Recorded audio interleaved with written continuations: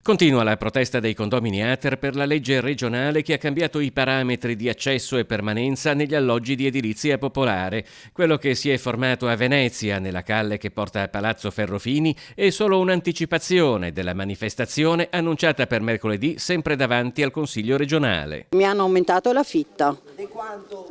Di 180 euro. Su quanto?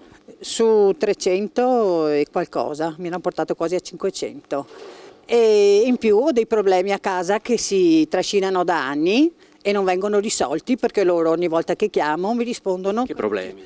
Infiltrazioni di pioggia, che quando piove mi viene giù dal soffitto. Io non arrivo più a fine mese, io devo toccare quei pochi risparmi che ho per poter andare avanti, anche perché ho dei figli, devo aiutare anche i figli economicamente, ci sono tante sfaccettature che comunque non riguardano solo l'affitto, no, naturalmente. L'innalzamento del tetto ISEE da 20 a 30 mila euro non viene considerato dai manifestanti una modifica sufficiente.